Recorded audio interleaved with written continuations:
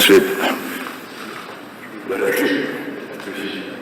Saudara sekalian, kita katakan kehormatan saudara Bill Gates, ketua dari Gates Foundation, salah satu foundation yayasan filantropi yang terbesar sektor di dunia dengan dana 100 miliar dolar lebih dan lebih foundation. Dan mereka memberi bantuan Tiap tahun 9 miliar dolar dan beliau sampaikan dalam beberapa tahun yang akan datang hampir semua dana tersebut akan dikembalikan bagi dia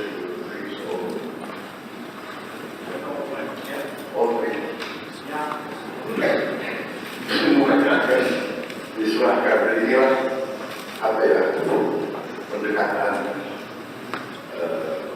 tokoh-tokoh seperti Bill Gates mungkin lebih Pancasila dari kita.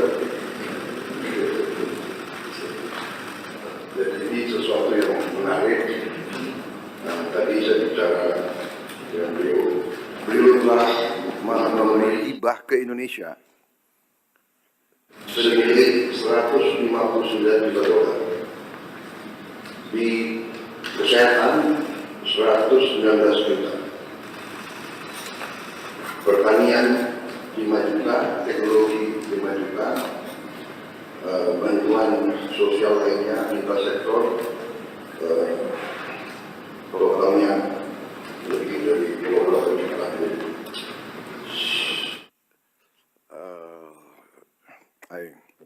I told the floor that you have assisted us directly in direct donation, more than 159 million US dollars since 2009, mostly into health, terutama hal-hal strategik seperti vaksin polio. Beliau bantuannya 1,3 triliun, dan sekarang kita Bio Farma salah satu produsen 2 miliar dosis vaksin tiap tahun, dan ini untuk dimanfaatkan 42 negara di seluruh dunia, dipakai oleh 902 juta orang. Jadi hal-hal semacam ini, belum lagi vaksin lain, teknologi mRNA, dan teknologi pembuatan vaksin yang luar biasa. Terutama beliau sedang kembangkan vaksin TBC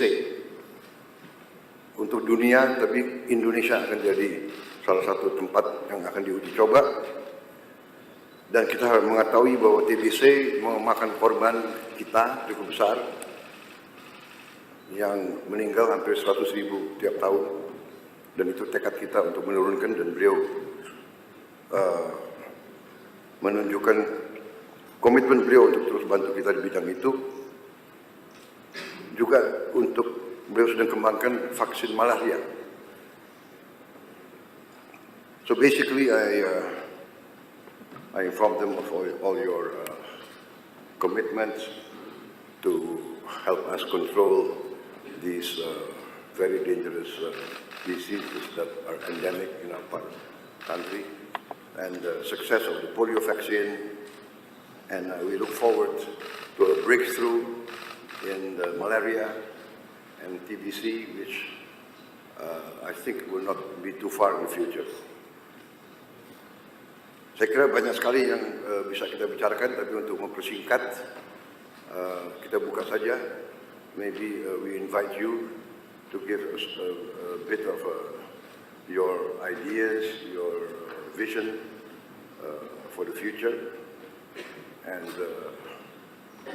tadi saya sudah sampaikan keputusan saya sebagai Presiden Republik Indonesia, karena dukungan beliau, bantuan beliau untuk Indonesia, tapi tidak hanya untuk Indonesia, untuk kepentingan manusia.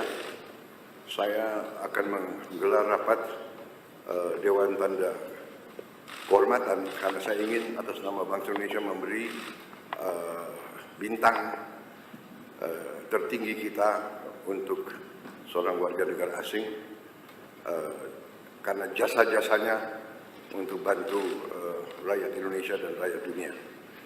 I just announced that I've decided to convene our council for the national awards and to award Mr. Bill Gates for his contribution to the Indonesian people and the world humanity as a mark of his commitment, dedication to humanitarian causes. And we agreed that I will try to do it in September in New York during the United Nations season. So I think this is a lot, not a lot, all of us will be in agreement that you really deserve this for your contribution to the cause of humanity. Thank you very much. I invite you now to... Please. Well, thanks everybody for coming. I'm excited to be here and I really appreciate the warm welcome the President has given me. It's an exciting week for me. I had a couple days up in Singapore. The foundation is putting a regional office in there that should allow us to collaborate more closely. The Gates Foundation got started in the year 2000, and so actually it'll be on Thursday after I leave here, I go to New York City, and we'll have a big event to celebrate the 25th anniversary of the foundation and talk about what we've achieved and what our focus will be as we spend the rest of our resources.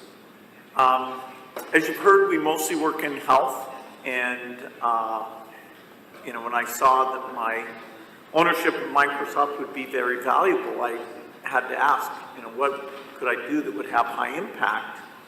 And I learned about disease and childhood death, and that for many problems like malnutrition or malaria or tuberculosis, there was very little money going into that. The private sector wasn't doing it because the people who were suffering were mostly very poor, and the type of research needed, would require lots of money and lots of patience. And so we made global health the biggest thing for the Gates Foundation. Part of that was creating an organization called Gavi, which was funded by us and governments, and has played a role in providing new vaccines to all the children in the world. And in fact, Indonesia is a great example of that because you've adopted new vaccines like rotavirus for diarrhea, pneumococcus for pneumonia. Now HPV is getting rolled out. And Minister Budi is actually on the board of Gavi. He got to know Gavi well during the pandemic when that was a very positive relationship between Gavi and Indonesia. So we're carrying that forward. The basic statistic that always is amazing to me is that when the Gates Foundation was started in the year 2000, 10 million children under the age of 5 died that year. And most of that was because of diarrhea, pneumonia, malaria, or a few things that make children vulnerable in their first 30 days. 90% of the deaths were in one of those 4 categories, and so we committed that we would study those, create new tools, including vaccines, and help get them delivered. And so, in fact, the number of children who die under 5 has been cut in half. It's now below 5 million. Now, that's 5 million too many. And actually, in this region, including in Indonesia, that cut in half is true here as well. So it's been an amazing time period, and there's many new tools coming. We need a tuberculosis vaccine, and in fact, the trials for a tuberculosis vaccine have started, including with the strong relationship here in Indonesia. We have 2 of the sites where we're testing that vaccine are here, and that will help us know how well it works, and then that'll be a benefit to the entire world. So we're doing those trials in Africa and India and here. Very excited about that. TB is a great example of a disease that, because the rich countries don't have the disease, it just doesn't get hardly any money for diagnostics or drugs or vaccines. And so that's been one of our big focuses. Lots still to do in health. Indonesia is very serious about malnutrition, and we have a number of proven tools like what we call multiple micronutrient supplement that pregnant mothers can take instead of just taking folic acid and iron. They take a pill that actually has many vitamins in it.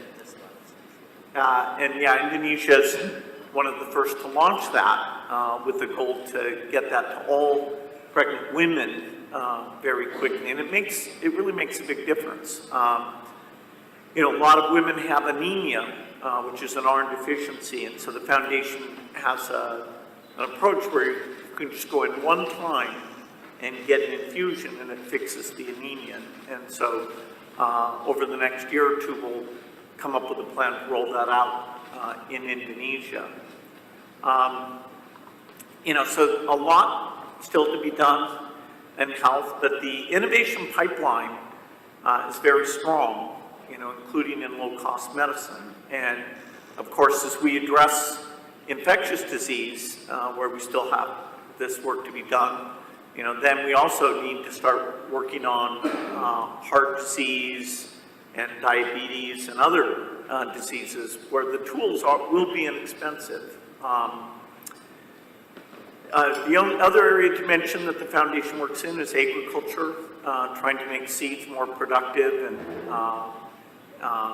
understand soils and make fertilizer more appropriate, cheaper, because of course many of the lowest income people in the world are farmers, and so if we can make their crop more reliable, more productive, that's a great thing, including things like chicken and cows, because a lot of the protein and value they get comes from livestock. So it's another area we have good relationships in Indonesia, working on things like banana, where you have a great genetic variety that we can do better on bananas for Indonesia, but also helping avoid some of these diseases. The Gates Foundation loves to encourage philanthropy, and I think philanthropy can be a very powerful force. Of course, it's not a substitute for the private sector or business. It's actually quite small compared to those other 2. And yet there are things like piloting new ways of doing education or piloting new medical tools where philanthropy can come in and do it in a unique way. And then if it works very well, over time, government will change the educational approach or the health approach. And philanthropy can be a lot of fun.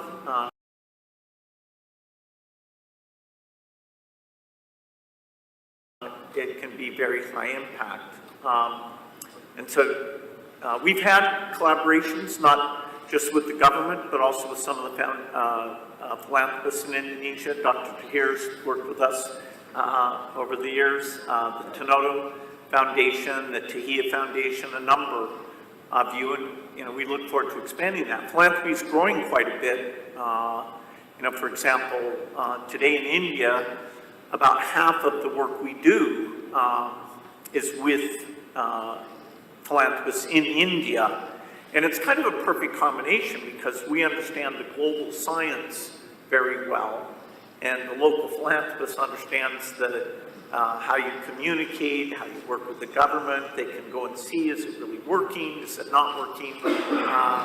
And so these collaborations, I'm hopeful that we'll have more of those in the future.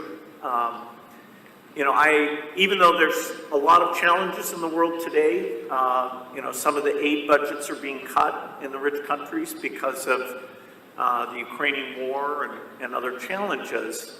I actually am optimistic that even if in the short run, in some parts of the world, particularly Africa, that the death rate may actually go back up a bit.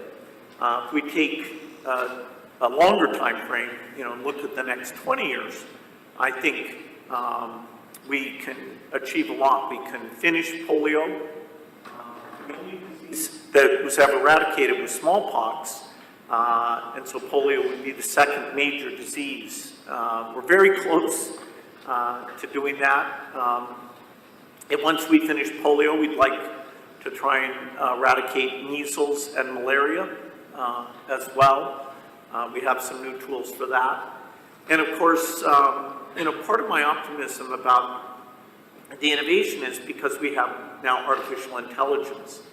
And artificial intelligence, I can't state strongly enough how amazing this tool is, even in the last 6 months. The improvement, I know Satya Nadella from Microsoft was here last year talking about data centers and working with the government on those, some of those things.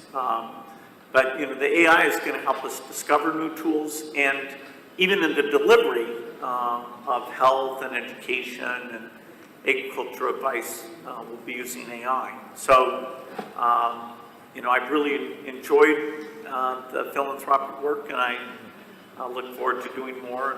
And again, thanks for the incredibly warm welcome that the President has provided for me. Thank you.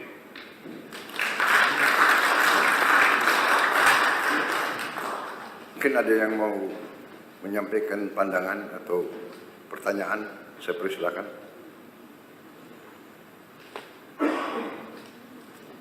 Silakan.